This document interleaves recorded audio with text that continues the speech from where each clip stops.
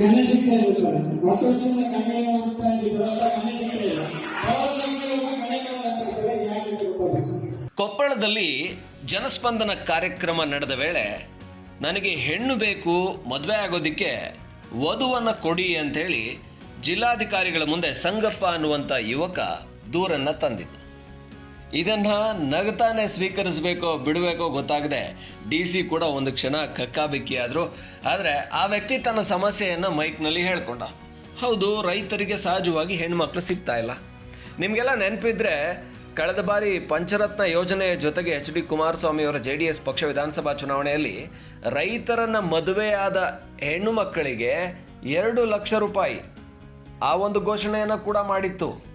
ಹಾಗಾಗಿ ಹಳ್ಳಿಗಳಲ್ಲಿ ಕೃಷಿ ಮಾಡುವಂಥ ರೈತರಿಗೆ ವಧು ಸಿಗ್ತಾ ಇಲ್ಲ, ಹೆಣ್ಮಕ್ಳು ಸಿಗ್ತಾ ಇಲ್ಲ ಮದುವೆ ಆಗೋದಕ್ಕೆ. ಈ ಸಮಸ್ಯೆಯನ್ನು ಈ ಯುವಕ ಜನಸ್ಪಂದನ ಕಾರ್ಯಕ್ರಮದಲ್ಲಿ ಸರ್ಕಾರದ ಮುಂದಿಟ್ಟಿದ್ದಾನೆ. ಸರ್ಕಾರ ಇದಕ್ಕೆ ಏನು ಪರಿಹಾರ ಕೊಡುತ್ತೋ ಗೊತ್ತಿಲ್ಲ. ಆದರೆ ಜನರು ನಕ್ಕರು. ಆದರೂ ಯುವಕ ಒಂಥರ ಸೀರಿಯಸ್ ಆಗಿನೇ ಸಮಸ್ಯೆಯನ್ನು ಹೇಳ್ಕೊಂಡ.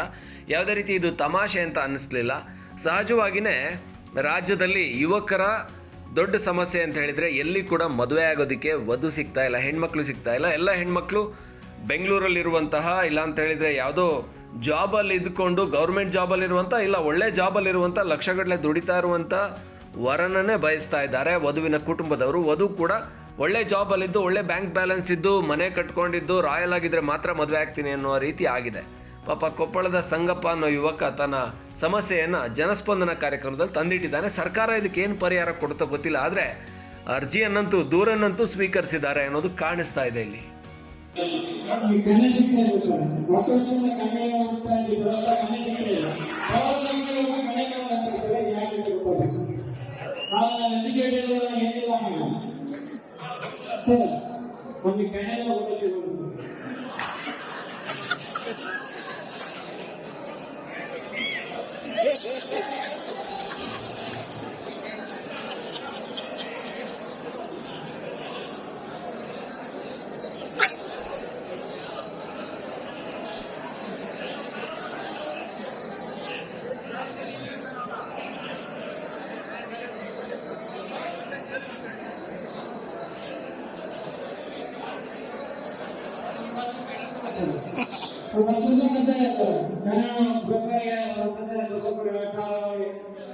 Karena